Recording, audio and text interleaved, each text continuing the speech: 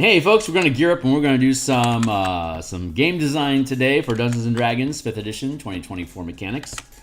We're converting 2014 subclasses for all the classes into 2024 using color mana from Magic the Gathering. So give me a second here to check my signals, make sure I'm coming through okay. I'm going to post to social media real quick and give you my origin story while I'm at it. I'm going to post to social media real quick. Hey, looks like I'm coming through loud and clear. That's good news. So there's going to be a little bit of squeaking going on with my chair while I wait for my Allen wrenches to arrive and try to fix that. But otherwise, we should be doing okay here.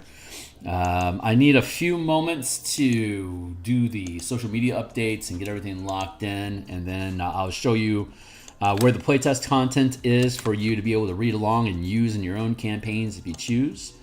So just give me another moment here while I sync all of these things into place. For my origin story here, to distract you while I press a bunch of buttons, my name is Phil Kearney. Hey, what's up? I create role-playing games, I illustrate them, I publish them online, and I've been a dungeon master in the started with D&D box set back in '87. I became a Magic the Gathering enthusiast in 1994, an illustrator, a freelance illustrator in 1999, and in 2018 I started making content on the DMsGuild with the color mana system. When Wizards of the Coast finally got around to making Magic the Gathering worlds into settings for D&D, there was a lot of anticipation that we would see stuff about the color mana system to possibly replace alignments and spell casting, take away the 8 schools of magic and spell slots and replace it with color mana, color magic, the 5 colors, and mana devoted to those 5 colors to cast spells with. But when that didn't happen, it just didn't feel right to play D&D settings or to play Magic the Gathering settings in D&D without color, so created the color mana system. We've been using it since 2018, and I think 3 full campaigns from level 1 to 20 over the past 7 years, and we've gained a lot of knowledge about how to better use mechanics that need to be updated. I'm due for an update in the product anyway, so I'm just going to rebuild the entire thing, and I like 2024 rules. They're really great as a DM. I think they're a lot of fun. So we're going to update the rules for 2024, update the color mana system to be more flexible and better narrative tools for everybody. So if you think today is cool and other stuff, you can like, subscribe, hit the bell icon for notifications of when we're live in the future, because I'm here 9 times per week, Monday through Friday in the morning. I do artwork for the books that I publish on Monday and Thursday nights like tonight, and Tuesdays and Friday lunches like tomorrow. We do actual mechanical design that we're doing today. You can check out a bunch of books that I've already created on DMsGuild. They're all 100% free preview. Check out, here's the color mana system. All these books are 100% free preview. Almost every episode I log in, I talk about how the color mana system works. So you can check any of the past 7 episodes on the playlist on my channel to see how that runs. And if it comes up, I will address it. But I really just kind of want to get into work. So here's the Martial Power playtest that we're going to use to do said work. This is a 200 some odd page document right now. And it has a mana system for all 13 classes.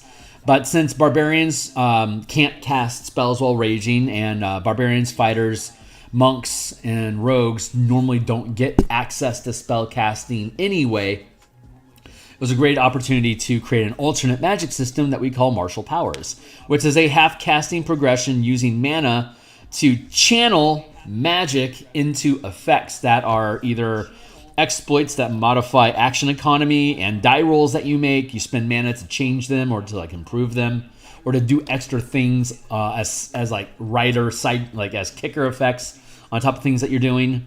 There's maneuvers, which can be done as actions, and bonus magic actions or bonus actions during your round. There's reactions that can be done as reactions when certain circumstances occur. You can burn mana to then trigger your reaction if you have one available. Strikes are like paladins from 2014. If you hit something, you spend mana when you hit them to deal extra damage and cause a condition effect. Got 26 different strike powers in here. Don't worry, the paladin has plenty of its own juice still, and plenty of its own personal identity, which we've spent a number of episodes walking through. And then sustained powers, which are like personal buff aura effects that you can layer and stack onto your character. By 17th level, as a half casting progression, you have up to 5 ranks of power that you can sustain simultaneously. Whether it's 5 first rank powers or like 2 second rank and a first rank power, like a third rank and a second rank, or a third rank and 2 first rank, like a fourth rank and 1 rank, whatever. You can mix and match them however you please. You just basically you tap the mana to turn them on, and then they stay on until you turn them off, get incapacitated, dispelled, or lose consciousness. You turn them on and they go. There's no concentration involved with it. There's no magical components for spell casting or whatever. None of that stuff. It's just very simple. Like Magic the Gathering cards, burn the mana, do the thing. That's how this martial power system is designed. And then Rangers, Paladins, and Artificers that are half casters, they have both access to their spell list, or they can decide to lean into and use powers instead. And so then from there, with the magic system, with the 5 colors, your full casters, we still have our full casters like normal. So since we already have the books in place, which are here, you can check out all of these books, like the core mechanics book here. I don't want to get too involved with it until we get into it, but it's a 75-page book, and all 75 pages are here. You can explore the entire system and look at how all of it works, and obviously I do all the illustrations in these books as well, so you can check this thing out. If anyone thinks any of the books that I make are cool, go ahead and use them.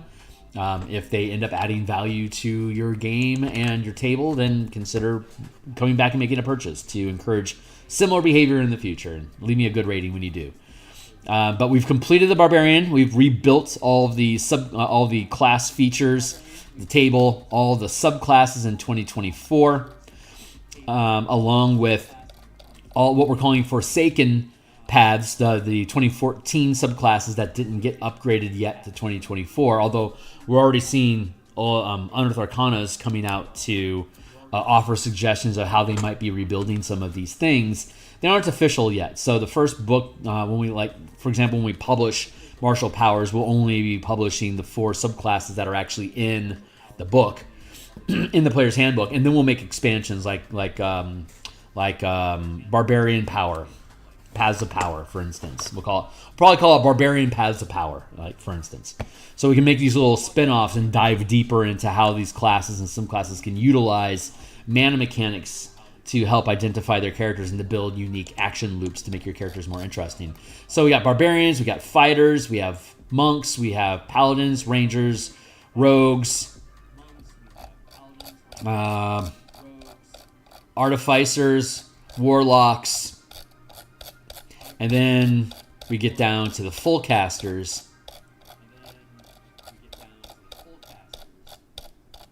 Waiting to get to the full casters, because we've completed Wizard, Sorcerer, Druid, Cleric, and now we're finishing up Bard. So we have the full scaffold for Bard here in place. All of the class features have been converted into the color mana system already. So this class, the base chassis of the class is good to go. We finished all subclasses from 2024 already. They're good to go. We're now finishing up the Forsaken Bard classes from 2014 that haven't been updated. We resolved Creation already. We resolved Eloquence. We still have to work on Sword and Whisper. So what we're going to do now is just peel open D&D Beyond. And we'll go to... I can still hear myself. That's bothering me. Hold on. Let's see if I can fix my volume a little better. There. Maybe this will be better now. We'll find... No, I can still hear myself. We'll frazzle dab. What is up with that? There we go. That should fix it. Nah, it did not fix it. I don't want to mute it because YouTube will ding me if I do, but for some reason microphone sensitivity is like really amped up today. I think this is a little better. Okay, we should be good. So here's the classes. Here's the bard. We don't want the current bard because we already finished it. So let's pull this aside and let's dip down into 2014 bards. Working on the Bard of Sword. What I do need to do, though, is look at the base chassis of the bard to see what, I don't remember what it actually gets in 2024, like what proficiency it gets, because I know that weapons is going to be an issue. Weapon proficiencies, simple weapons. Okay, that's easy enough. And then we're going to go to equipment. So let's go to game rules, equipment. Let's go to show advanced features. Source category. No, that's cost, weight. Can I do sword?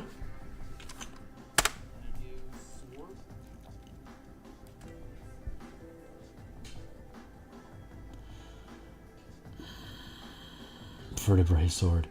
Great sword. Long sword.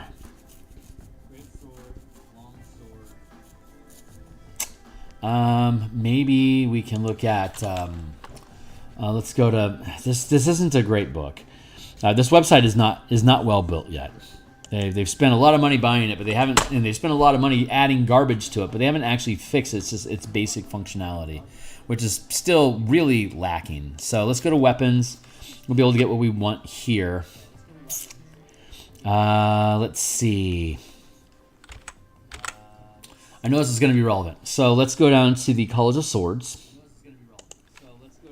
And I can still hear myself, and I am not happy about that, like, at all. So let me crack this open real quick. See if we can system sound, Google sound. I can drop that down. That should be good now. Yeah. Okay, cool. Let's see. Right, College of Sword features. So the way that scaffolding works is we get our spells, because every subclass gets spells. Whether you're a barbarian, you get 10 powers, or a wizard, you get 10 spells. Barbarian, 10 spells. Paladin, 10, everyone gets 10 spells. It's a way to be able to build a unifying identity around what kind of things your subclass, therefore your character specifically has available to them. We have, let's see, bonus proficiencies. So let's grab bonus proficiencies, and we get fighting style. Blade flourish is also third. Fighting style.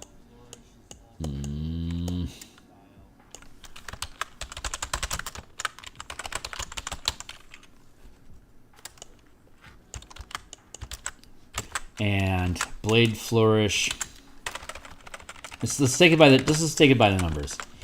Blade flourish.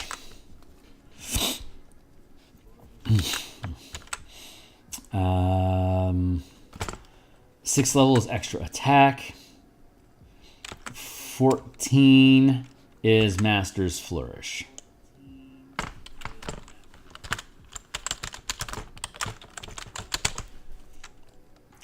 Okay, so extra attack is pretty easy. We can just grab and pluck that.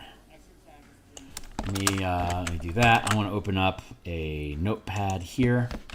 Bloop, bloop, bloop, bloop.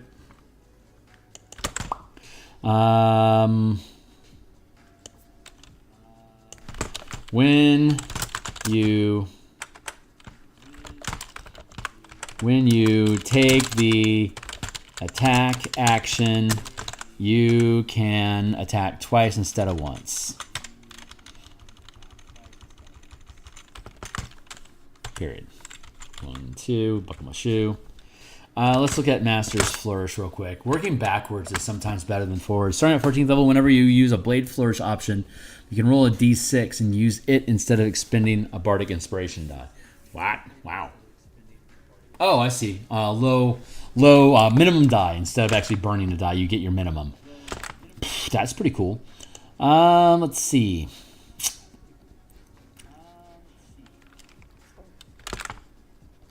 Let's go with. Hold on. Okay. First off, let's look at all the things together. We want to take these 3 features and reduce them to 2 features.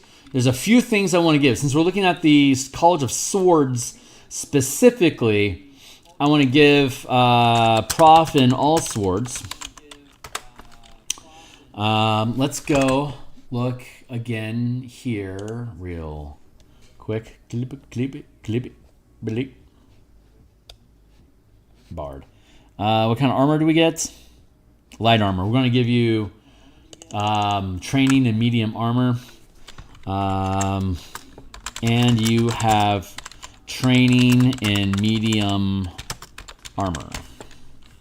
No shield specifically, though. So you gain proficiency with... Normally it's just simple weapons. So let's pick through the simple weapons.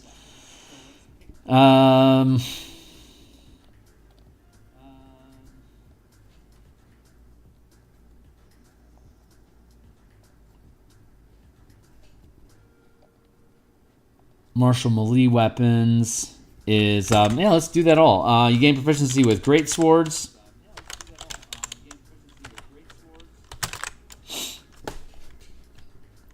Longsword. Scimitar. Short sword.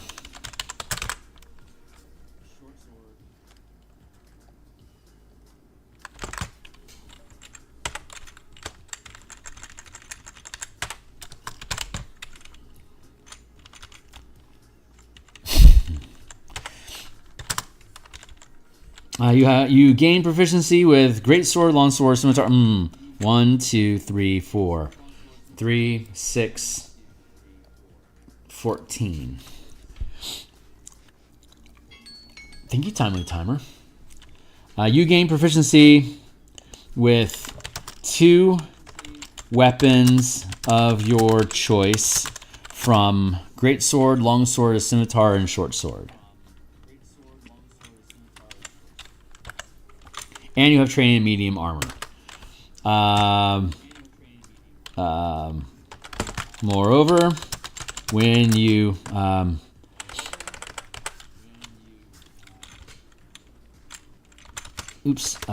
in addition, you have training in medium armor and short sword. You can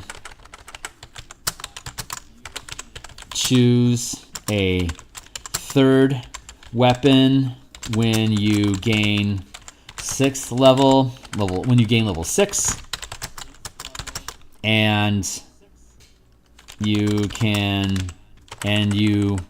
have proficient, and you gain proficiency in all 4 when you gain level 14.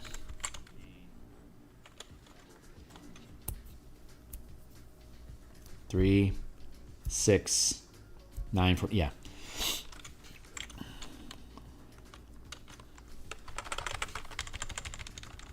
And all 4. You can choose a 3rd weapon when you gain level 6, and all 4 when you gain level 14. Good enough. In addition, you have training in medium armor. So instead of calling that bonus proficiencies or fighting style, let's call it sword.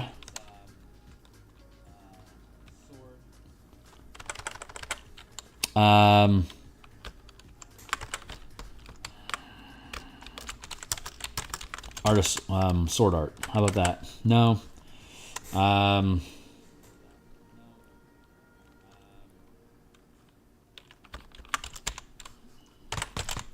Sword mastery. Let's do that.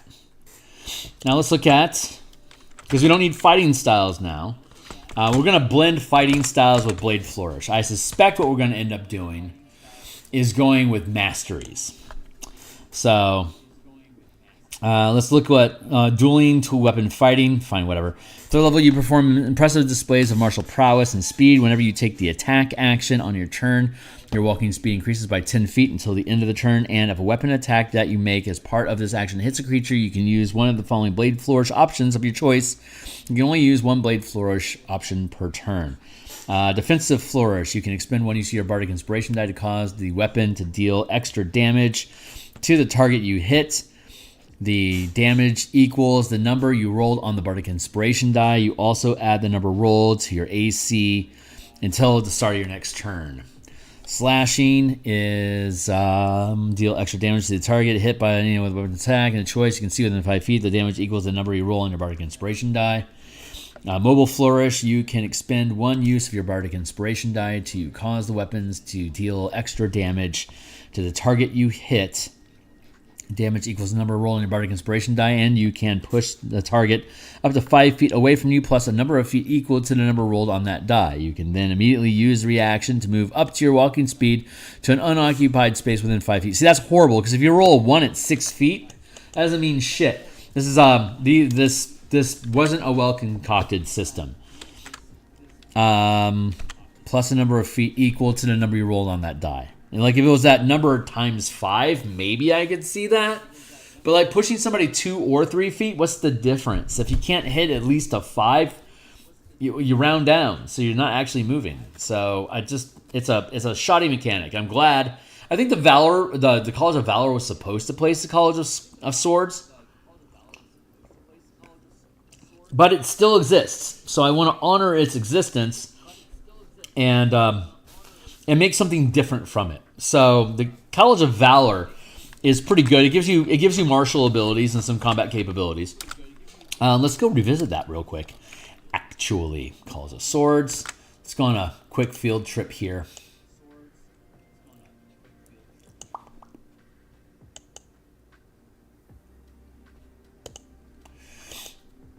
Yeah, let's go here. And where are we at? Paladin, right.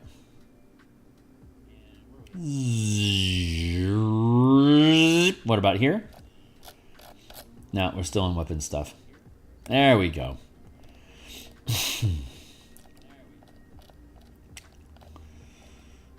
Valor. Bunch of spells.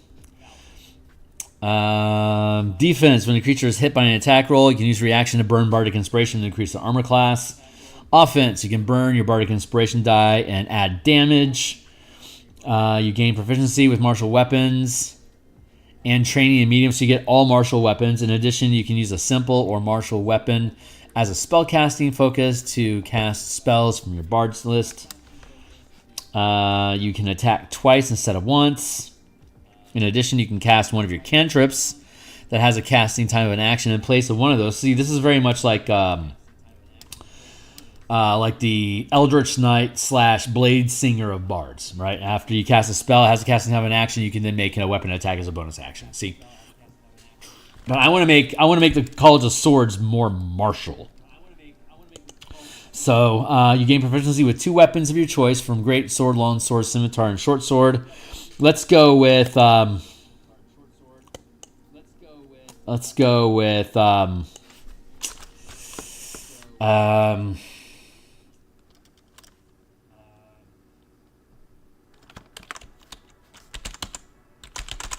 let's just call it sword fighting. Why not? And then here we'll go with sword mastery. And we can get rid of Blade Flourish altogether. I'm supposed to have a Bardic Inspiration die here. So let's see. And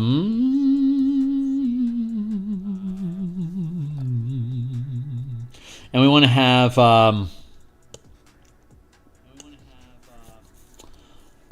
what is it?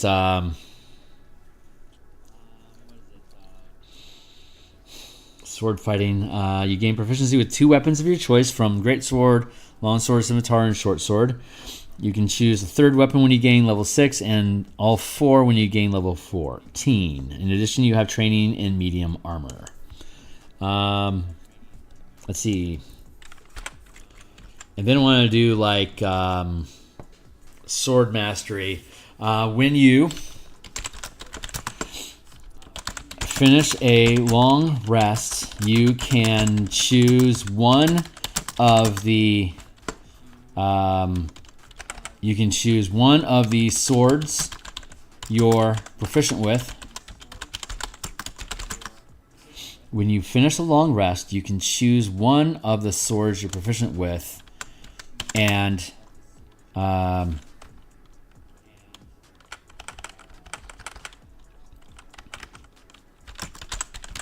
one type of sword you're proficient with, and gain use of the weapon mastery.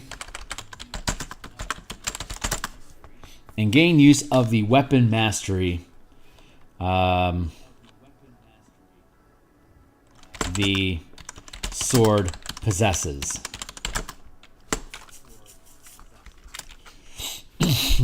Oh, hold on. Let's do this. Sword mastery. And then let's do this. Inspired mastery.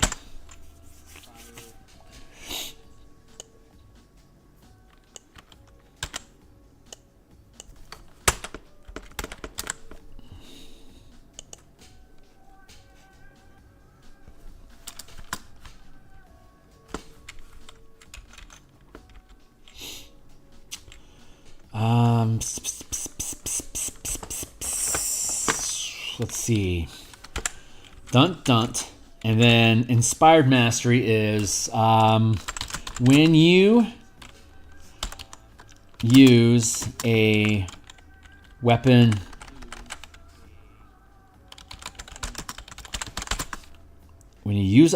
mastery with a sword you're proficient with, you can use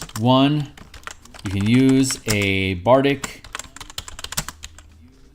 inspiration die and roll it, adding the result to the DC of the weapon mastery, if any.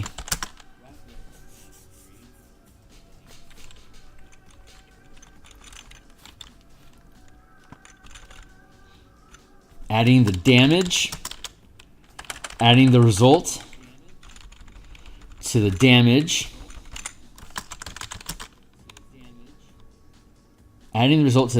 you roll, and to the DC of the weapon mastery, if any.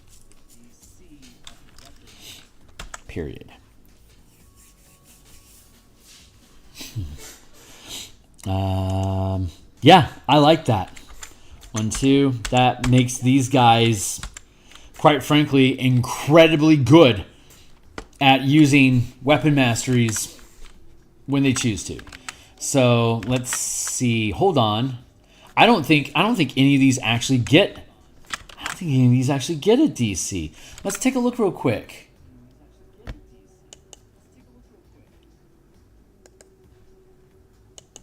I think it's Vex, Sap, Cleave, and Nick.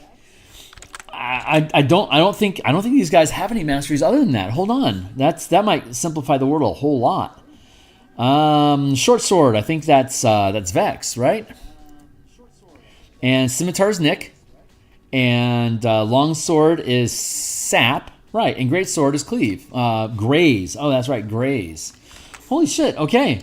Adding the result, damage you roll.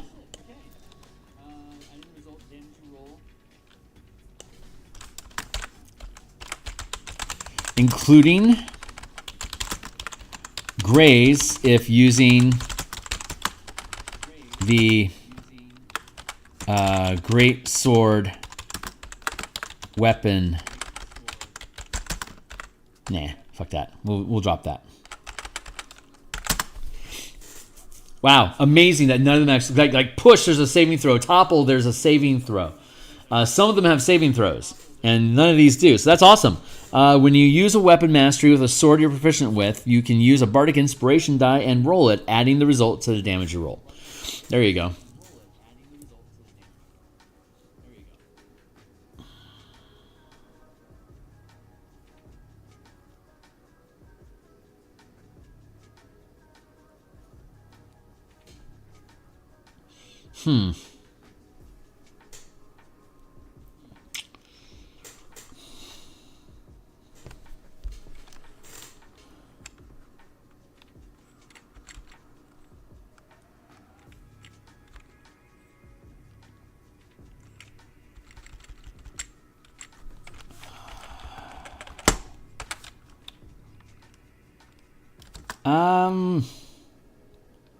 Sword fighting.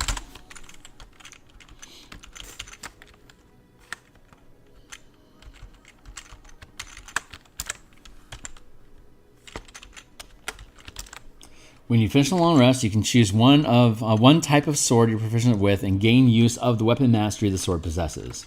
When you use a weapon mastery with a sword, in addition, when you use a weapon mastery with a sword you're proficient with, you can use a bardic inspiration die and roll it, adding the result. In addition, when you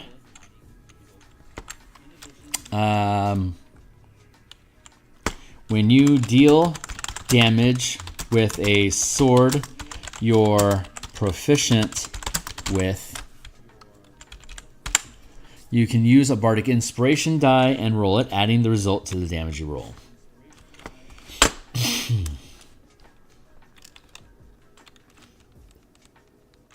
Yeah, I think that's okay. Weapon masteries is the big pull for yeah, that's good. And then let's see. Inspired mastery.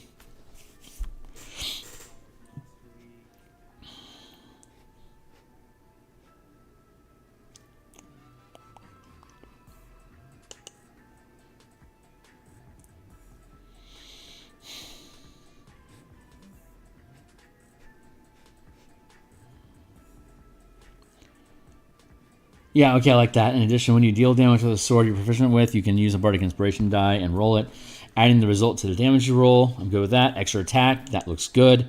Variant Master's Flourish. How do I want to do this?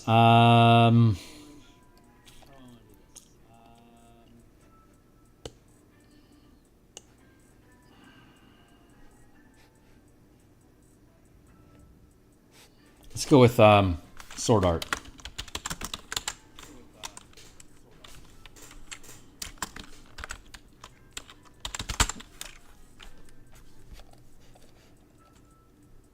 Sword Fighting, Inspired Mastery.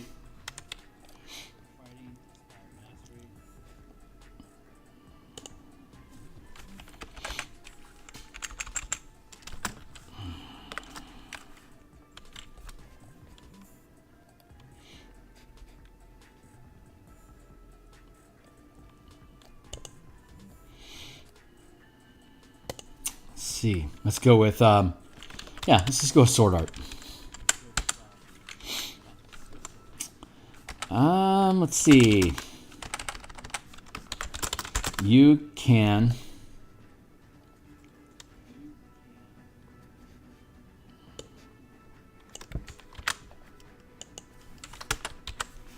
in addition,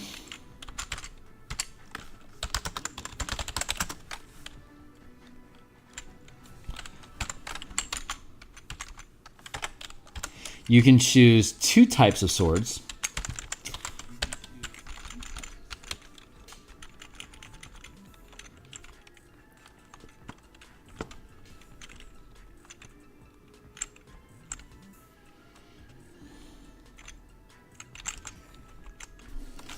They possess.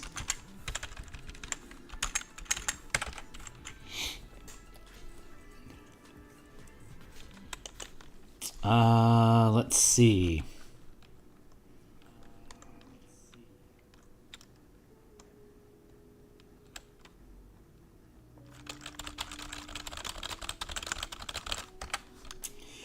You can.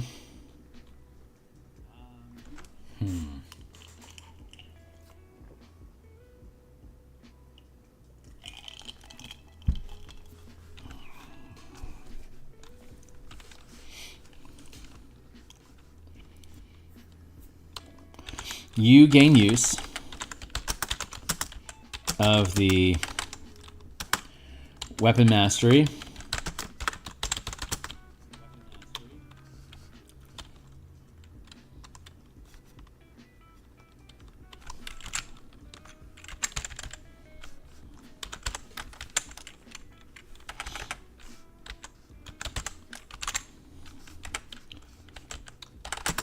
possessed by all swords you're proficient with, period.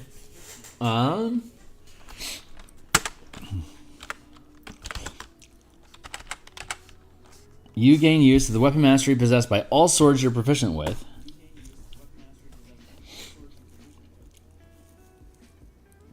Because you're proficient with all 4 of them. By all 4 swords you're proficient with.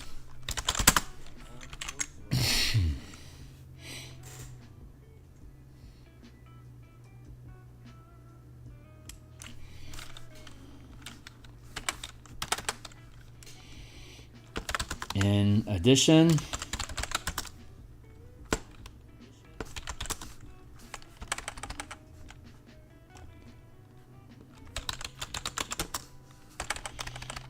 hold on.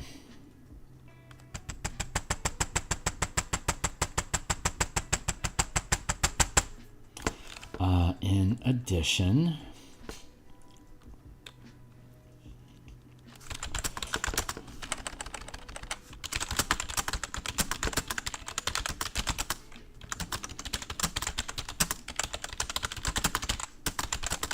you can use a Bardic Inspiration die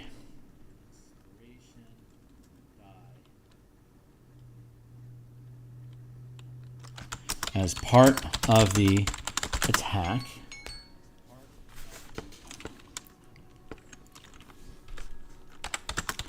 Roll the die and add the result to your attack roll. In addition, when you make an attack with a sword you're proficient with, you can use your Bardic Inspiration die as part of the attack. Roll the die and add the result to your attack roll. When you make an attack with a sword and miss, no, wait. When you make an attack with a sword you're proficient with, you can use a Bardic Inspiration die as part of the attack. Roll the die and add the result of the attack roll.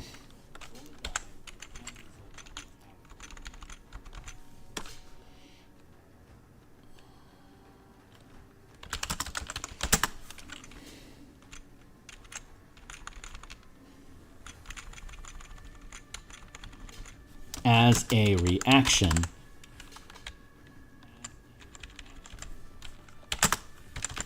roll the die and add the result to your attack roll, potentially changing a miss into a hit.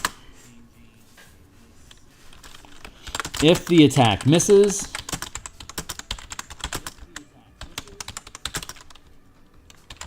you don't. You keep the Bardic Inspiration. You don't lose. You don't lose. You don't lose the Bardic Inspiration. There we go. Wow, that was really easy. So let's then build out some spells for this dude. We're going to crack open the 5e24 color magic spell list.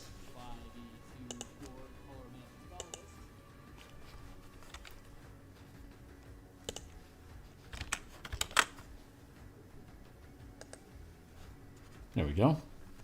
Cool. Let's go up to 5 and work our way down. So Steel Wind Strike is obvious, isn't it?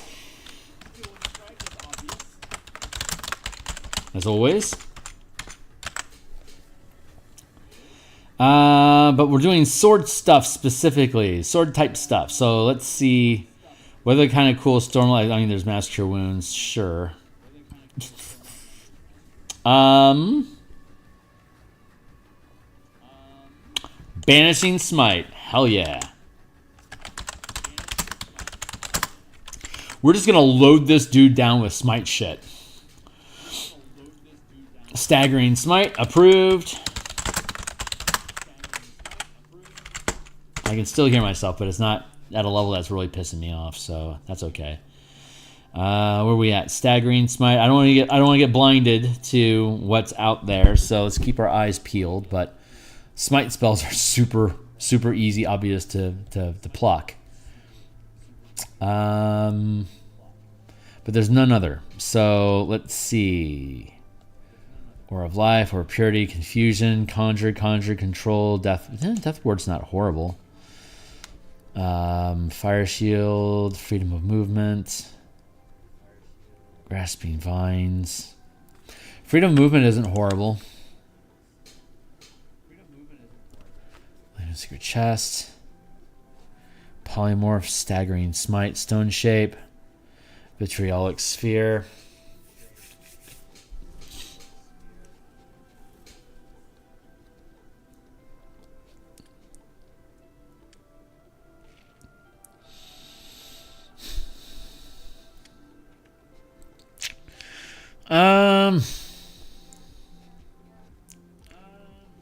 Or of Life, or Pure. No, neither one of those are reading right. God, just not a lot of great 4th level stuff.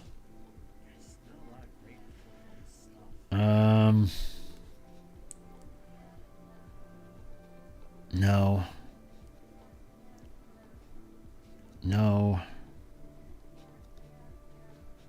Oof. Oh, Stone Skin. Of course.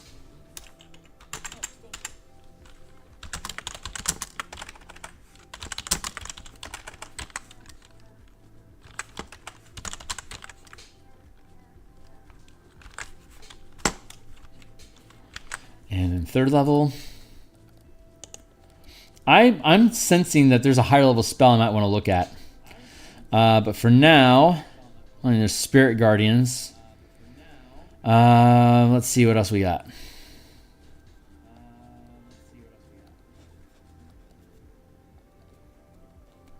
Blinding Smite.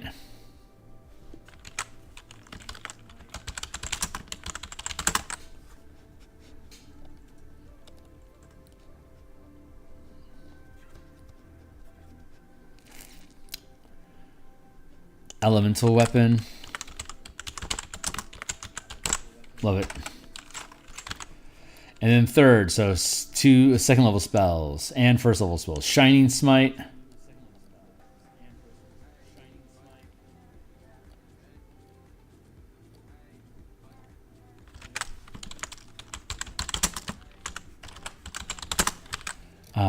What's the 1st level smite?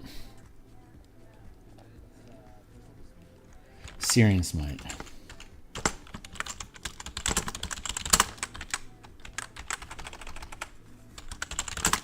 Just loading them up. I love it. Shield. Oh, Shield's a great spell. Hell yeah. Ridiculous. What else? Magic Weapon.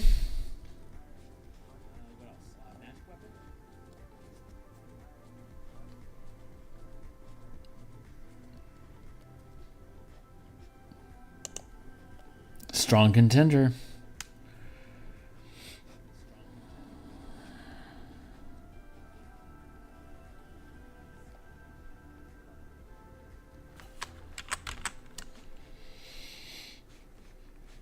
I don't know. What do we want? Magic Weapon or... Let's go Spiritual Weapon.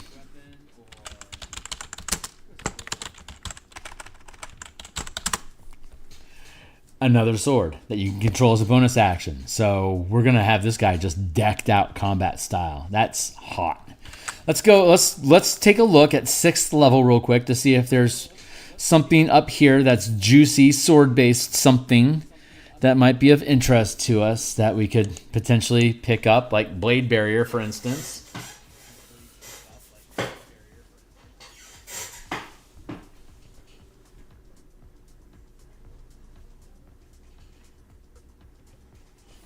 Oof. Blade Barrier's a good one. What else you got? What else we got? We can have up to a 7th level spell at 14. So, is there something juicy?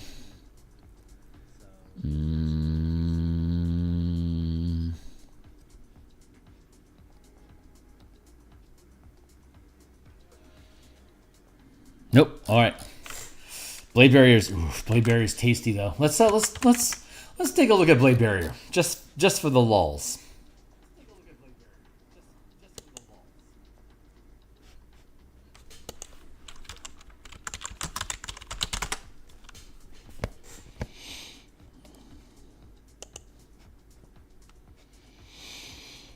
Wall of Roaring Blades, made of magical energy. The wall appears within range and lasts for duration. You can make a straight wall up to 100 feet long, 20 feet high, 5 feet thick, or a ringed wall up to 60 feet in diameter, 20 feet high, 5 feet thick. The wall provides 3 force cover, and its space is difficult terrain. Any creature in the wall's space makes a dexterity saving throw, taking 6d10 force damage on a failed save, or half as much damage on a successful one. A creature also makes that save if it enters the wall's space or ends its turn there. A creature makes that save only once per turn.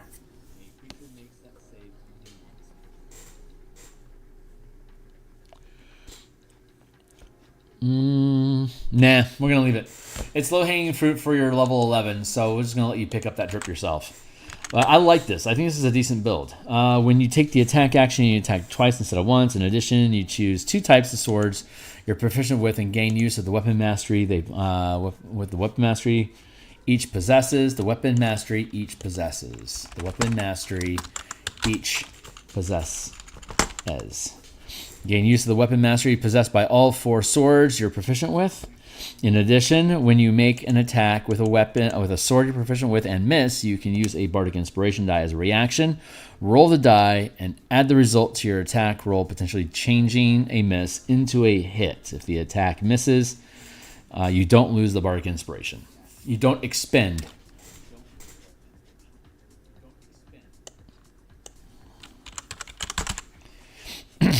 Bardic Inspiration.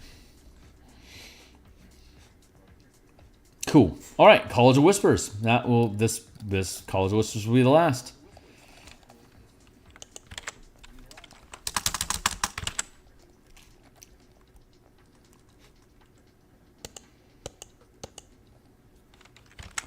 Let's go. College of Whispers. Super fun. Okay, Psychic Blades, Words of Terror. Psychic Barrier. No, Psychic Blades. Thanks.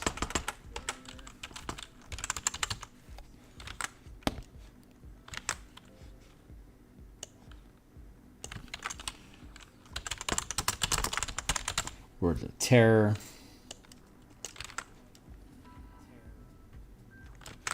Mantle of Whispers.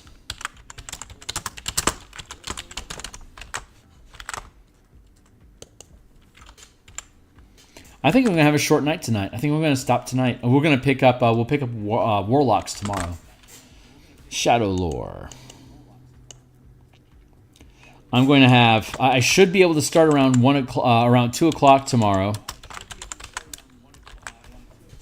and work till 5. So I could have up to a 3-hour session tomorrow. I might start a little later than 2, but I'll have at least 2 hours of design time tomorrow. So we should be able to have good solid work on the Warlock. I think I'm gonna cut my time short here tonight, so that I can be ready for a 3-hour art stream tomorrow morning, and then be ready for Warlocks tomorrow. Yeah. Okay, let's figure these things out, and then we'll get out of here. Psychic Blades. When you join the Calls of Whispers 3rd level, you gain the ability to make your weapon attacks magically toxic to a creature's mind. When you hit a creature with a weapon attack, you can expend 1 use of your Bardic Inspiration to deal an extra 2d6 psychic damage to that target. You can do so only once per round on your turn. The psychic damage deals when you reach certain class levels increases to 3d6 and 5d6 and 8d6 at level 15. Jeebus. When you hit a creature with a weapon attack, that's a lot more damage than anyone else can do.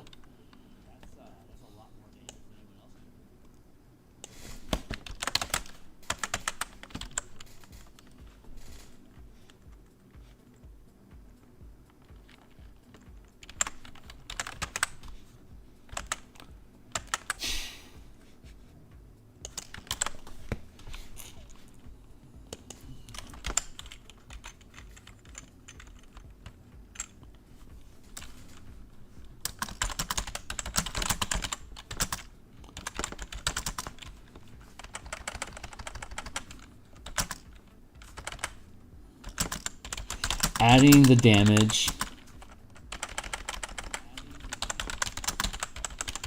adding the number rolled to the damage you deal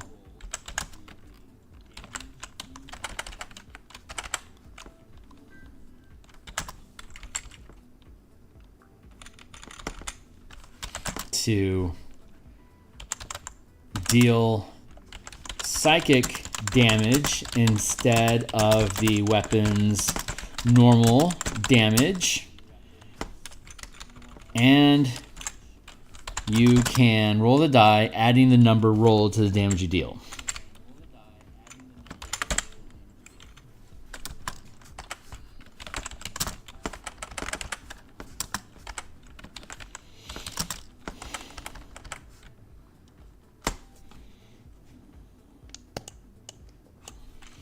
There. Psychic damage. Resist that. Words of Terror. Learn to infuse. If you speak to a humanoid alone for at least 1 minute, you can attempt to seed paranoia in its mind at the end of the conversation. The target must succeed on a wisdom saving throw against your spell save DC to be frightened of you or another creature of your choice. The target is frightened this way for 1 hour until it is attacked or damaged, or until it witnesses its allies being attacked or damaged. The target succeeds on the saving throw. The target has no hint that you tried to frighten it. Once you use this feature, you can't use it again until you finish a short or long rest. Okay.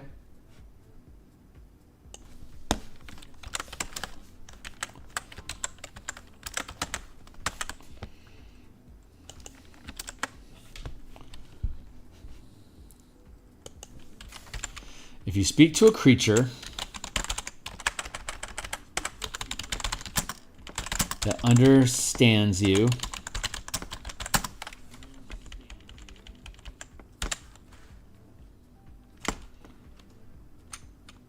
at least 1 minute, you can attempt to seed paranoia in its mind. At the end of the conversation,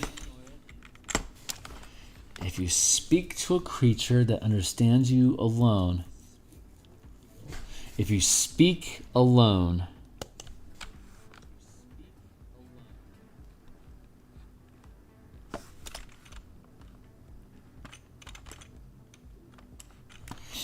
alone for at least 1 minute, you can attempt to seed paranoia in its mind. At least 1 minute. The target must succeed on a wisdom saving throw against your spell save DC or be frightened of you or another creature of your choice. The target is frightened in this way for 1 hour until it is attacked or damaged, or until it witnesses its allies being attacked or damaged.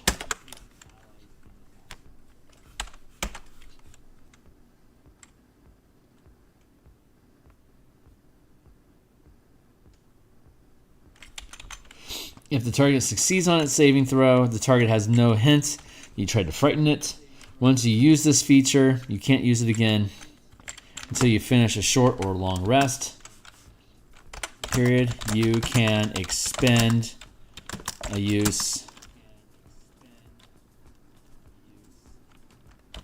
of your bardic inspiration to regain use of this feature. No action required.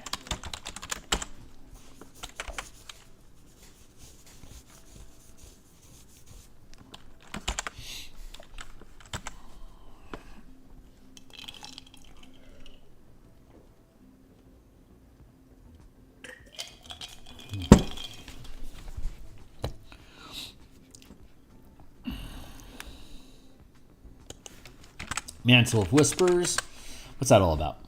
6th level, you gain the ability to adopt a humanoid's persona. When a humanoid dies within 30 feet of you, you can magically capture its shadow using your reaction. You retain this shadow until you use it or you finish along. Okay, so there's a lot less humanoids now in 5e24 because most of the acceptable to murder creatures have been turned into fae or monsters or aberration, whatever. They aren't humanoids anymore. Very few things are actually humanoids anymore unless they're player races.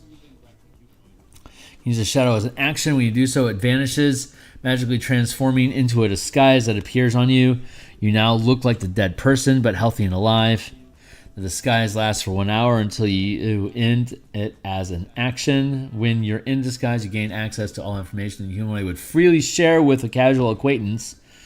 Such information includes great details in the background of personal life, but doesn't include secrets. The information is enough that you can pass yourself off as the person by drawing memories. Another creature can see through this disguise by succeeding. That takes a study action. Once you capture a shadow with a feature, you can't capture another one with it until you finish a long or short rest, unless you spend at least 3 mana.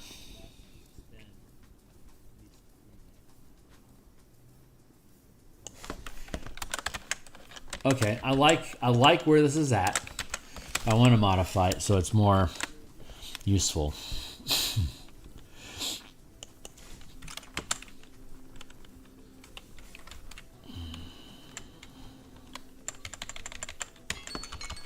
Take your time, timer.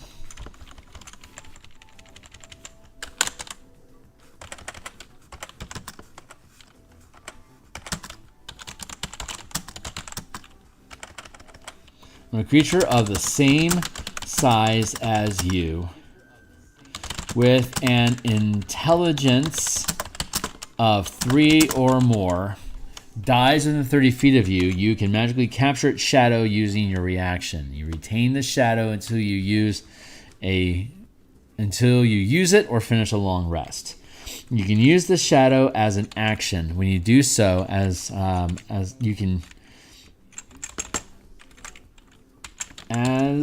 a magic action, you can use the shadow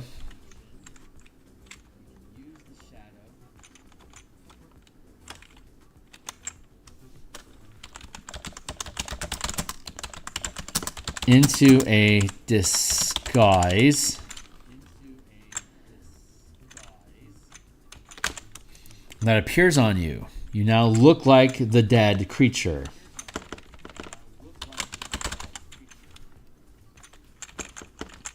But alive and unharmed.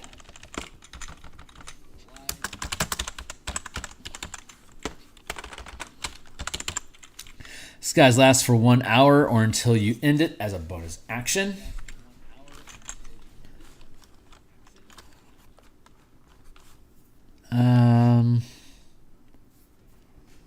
Disguise lasts for 1 hour or until you end it as a bonus action.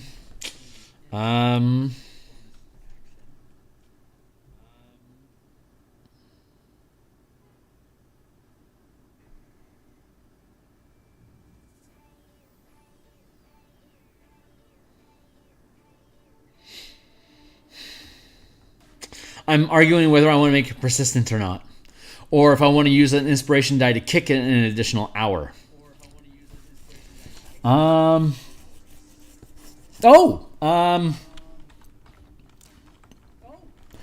As a magic, and let's do it like this. As a magic action, you can use a bardic inspiration die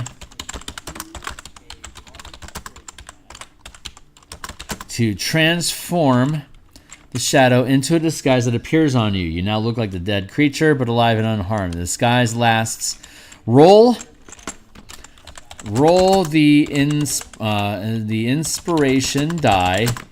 The result, the disguise lasts a number of hours equal to the result of the die. Equal to the number rolled. Equal to the number rolled. Period. Before the disguise, before this duration ends, you can use an additional bardic inspiration die this way to extend the duration of the disguise.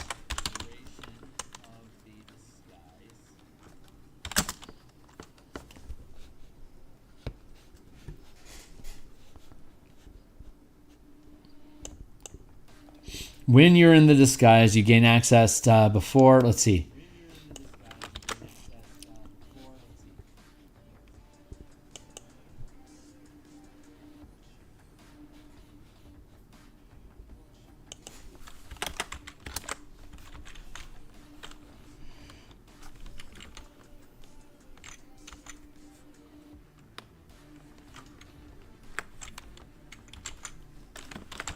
Yeah, the disguise lasts a number of hours equal to the disguise lasts a number of hours equal to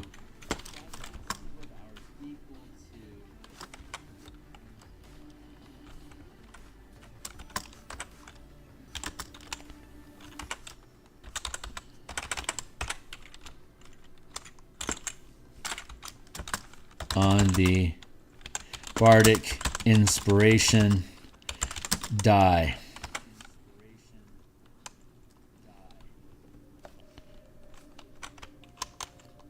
Equal to the number rolled on the bardic inspiration die spent.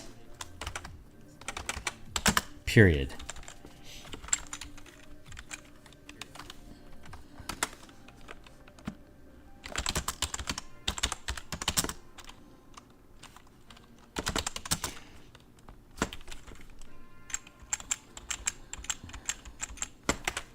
Comma,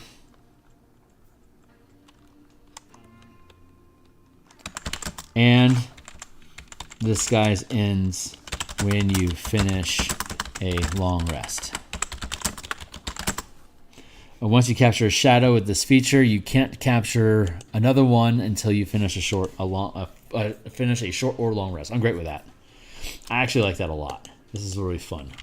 I wanted to make it more universal, so like you could like disguise yourself as a demon.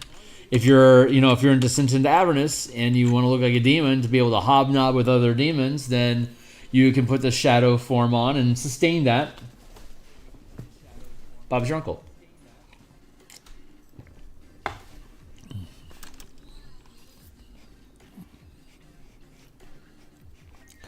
Another creature can see through your disguise by taking the study action and succeeding on a wisdom insight check contested by your charisma.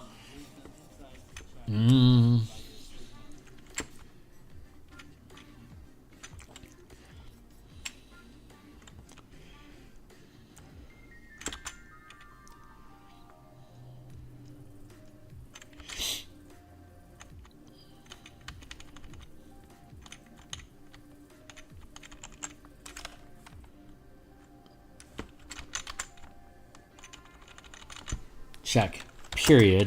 The DC is equal to your charisma score.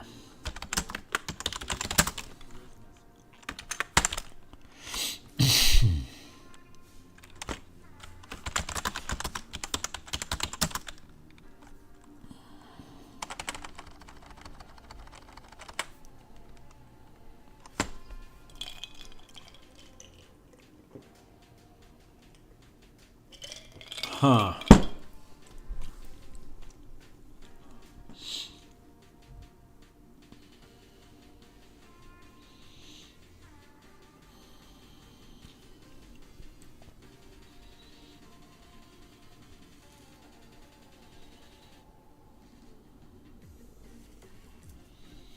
Yeah, most creatures don't have insight proficiency.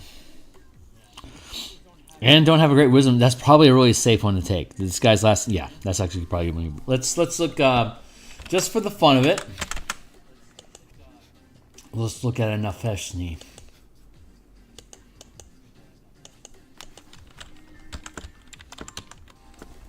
Let's see what the insight skill check would be for a Nalfeshni. Nalfeshni are pretty tough customers. They're large fiends. They are a CR 13 creature.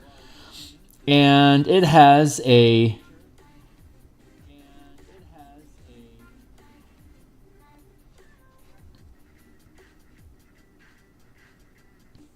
Nope.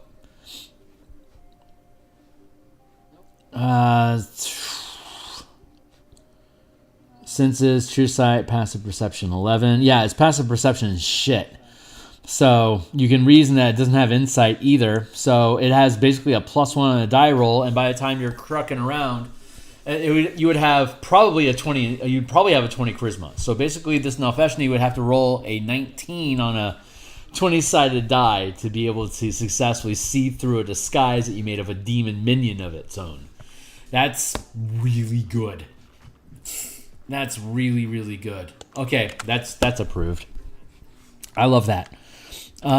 Let's then see what Shadow Lore is.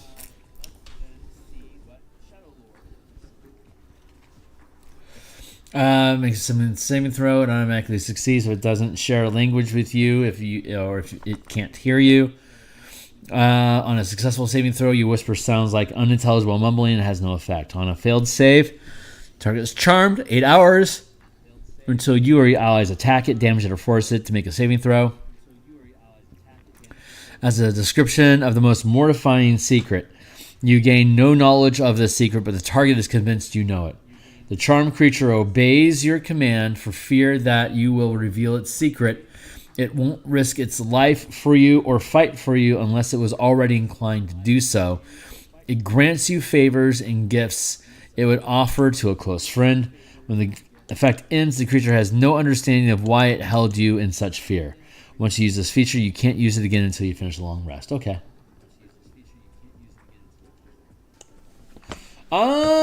This is triggering me to look up Gash.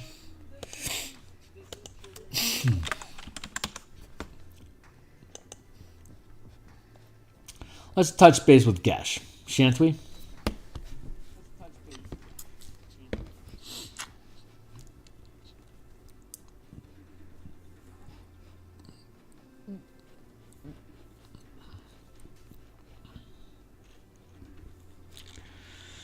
For the duration, the target automatically succeeds if it can't understand your command. While charmed, the creature takes 5d10 psychic damage if it acts in a manner directly counter to your command. It takes this damage no more than once each day. You can issue any command you choose, short of an activity that would result in certain death. Should you issue a suicidal command, the spell ends. A remove curse, greater restoration, or wish spell ends the spell. 9. The spell lasts until it is ended by one of the spells mentioned above. Duration is 30 days. Okay. Let's change that.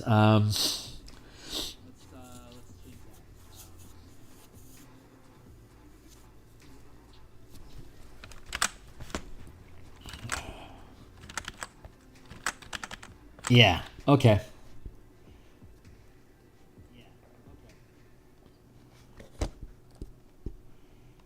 Shadow Lore.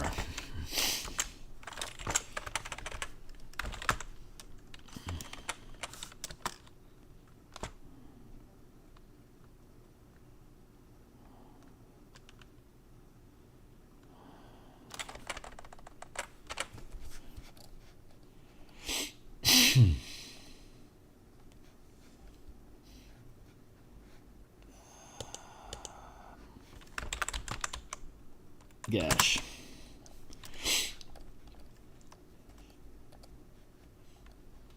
Let's see. Maleficent Whispers.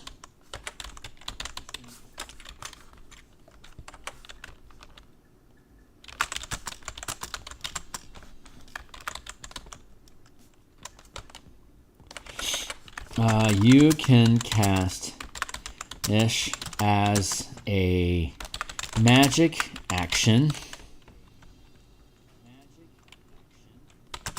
The duration is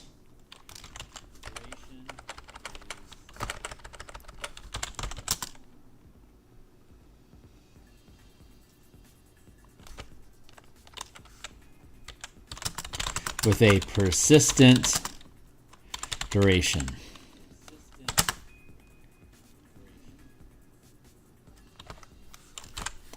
Nice. Okay, so magic action means you can cast it as in one round instead of 1 minute. And a persistent duration means it doesn't last 30 days. It'll end at the end of a long rest unless you specifically spend 5 points to refresh it. Normally you're going to be, let's do this instead. You can cast Gash as a magic action with a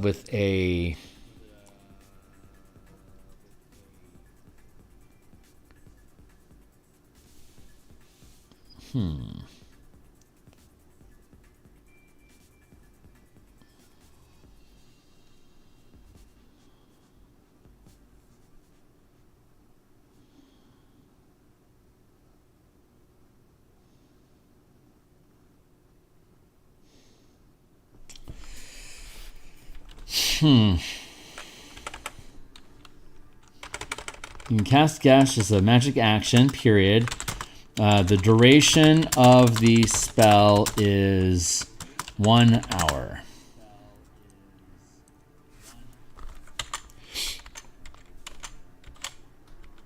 And it becomes a combat spell. So as one action, I can cast it. It's 5 mana, but I can cast it, and I can say, stop fighting. And if they choose to not stop fighting, they'll take 5d10 psychic damage.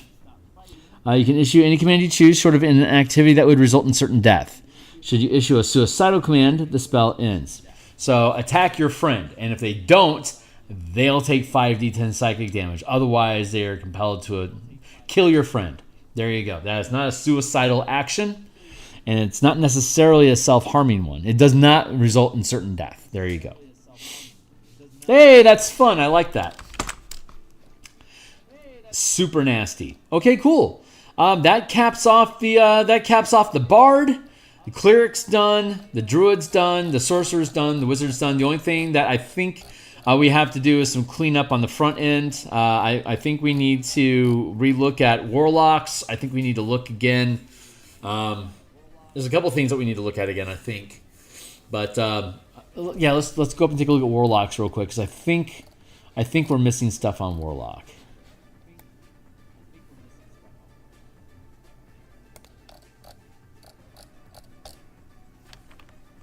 Hold on, what was that? Something seemed weird down here.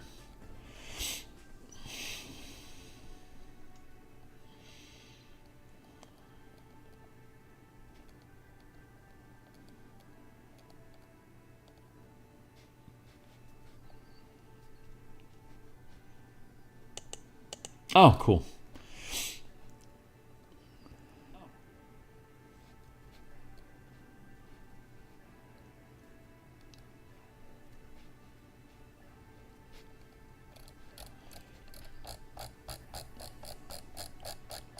So let's get up into the warlock to see how that's actually sitting.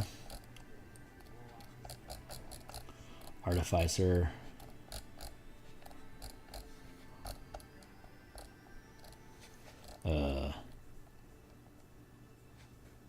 Invocations, subclasses, Archfey, Celestial, Fiend, Great Old One, and we haven't had any of the Forsaken subclasses for. Oh, great! So we're gonna go in. We're gonna do all the Forsaken subclasses for Warlock next. There we go. So that'll be tomorrow. I'm gonna go ahead and cut out of here for now. It's about 9 o'clock. Great timing. I will be back tomorrow morning to continue doing Eberron artwork. And then I'll be back in the afternoon around 2, somewhere between 2 and 3 o'clock, hopefully around 2. And we'll start in on the Warlock. So I will catch up with you guys then. Anyone that's interested in this stuff, again, you can check all the books down below. This playtest document is also linked down below, as is my Patreon, my open Discord channel that you can join. And if you think any of the books that I have down below are cool, consider making a purchase to encourage similar behavior in the future. Thanks a lot, guys. I'll see you on the other side.